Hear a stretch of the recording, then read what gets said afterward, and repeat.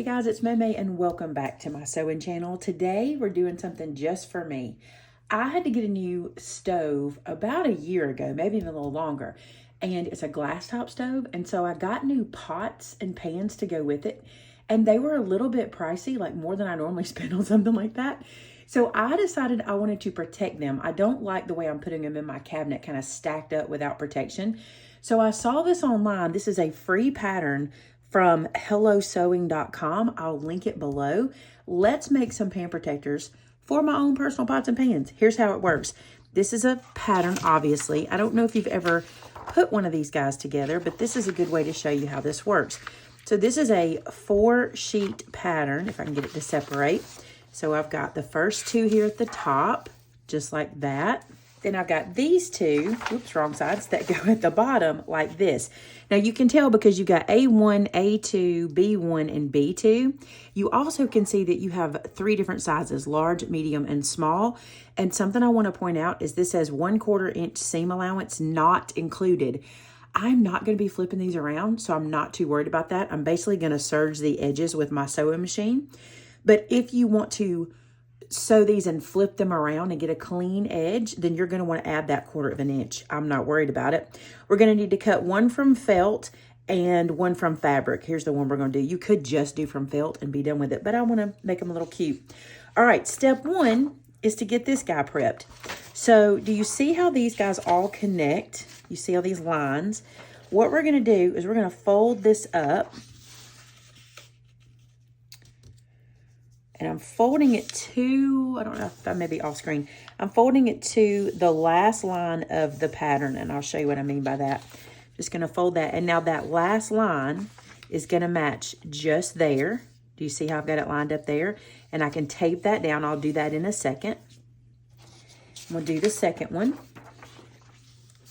And then this one's gonna get taped right here. And when all this goes together, everything will match up. So I need to do that, tape everything together, and cut this guy out. One trick I do want to tell you, I learned this the hard way. When you do this, make sure you put your tape inside the pattern. If you put your tape over here and cut this guy out, he's gonna fall apart. So good tip for you. So here they are all cut out. I cut them in felt, and then I cut them in this fabric. I just thought this was a cute fabric. It's something I had extra. Here's the deal.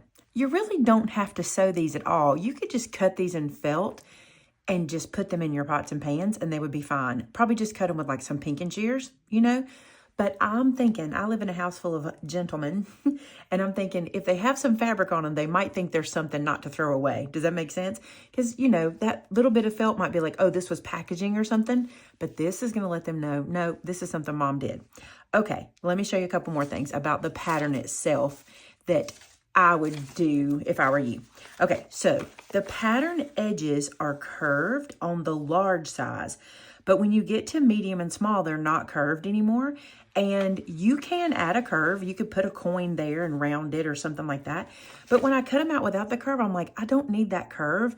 And it actually made cutting out much quicker. So what I did, I'd already cut these at the time and I'd already done the little curves.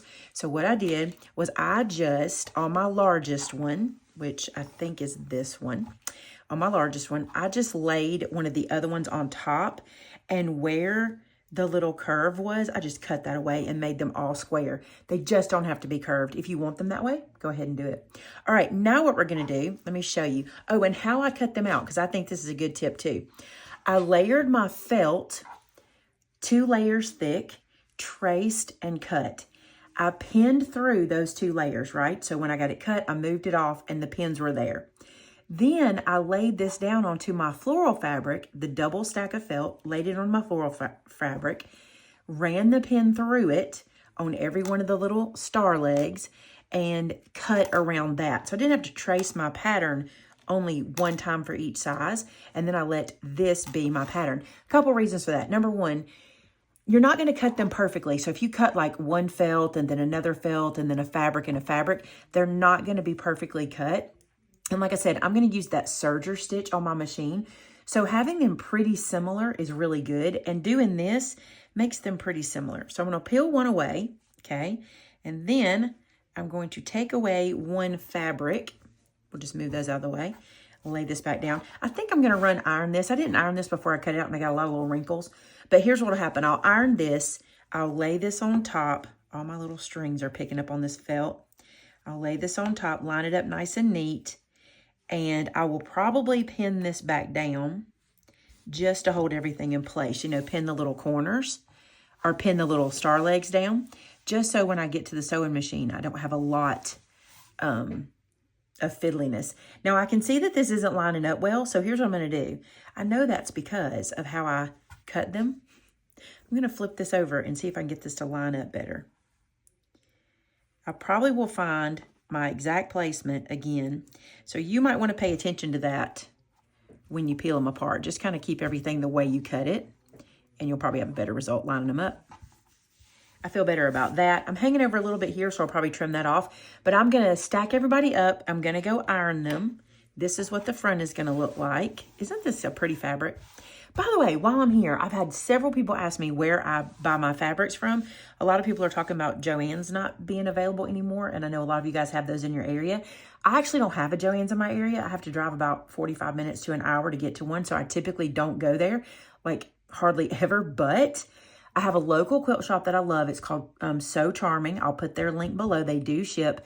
And I also really love So Yeah, which is in Vegas. We'll link them below. They do claim sales, and I can get really good bargains on fabric through them. So that's two of my favorite places, and I'll share more with you as we go. All right, let me go iron, and we'll get to the sewing machine. I just changed the foot on my machine, and I thought I would show you how cute these little screwdrivers are. They're just so cute, and they're perfect for everything around the machine, especially when you have to get into these little places. I'll link them below for you guys, but I was just playing with this one. I'm like, I have to show them how cute this is. It's so adorable. So I just put my M foot on, which is the foot that my machine likes to use when I'm doing the kind of these overlay stitches. And my machine, I'm going to put this up to my screen so you can see it. So my machine has this hub, and up here you see this that says t-shirt. There's all these different options up here, which I really love, and it's easy to get to. But what I'm going to do is use the one that's t-shirt. And when I come up here, I can see I've got over edge woven, over edge knit, and over edge heavy. And I'm using the heavy. Not that my fabric's necessarily heavy, but it kind of is because it's multi-layered. And I'm going to use this guy. And I'm giving myself a little tighter of a stitch than they have it listed out there. I want it to be a little bit tighter. And so back to the foot. Now the thing is, if you have one of these feet, I don't think you're going to be able to see it on camera, but they have these little 3 wire pieces, and that's what builds your stitch. So it's kind of slow, it's kind of wonky, but you just put the needle down and just go, and it gets the job done.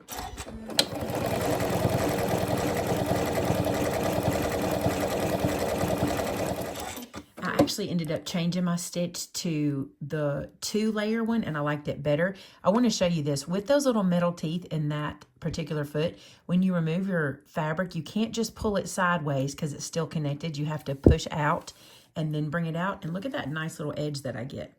So I really like that. So that's the one I'm going to use. So I'm going to get going on all of these guys, just sewing all the way around the edges.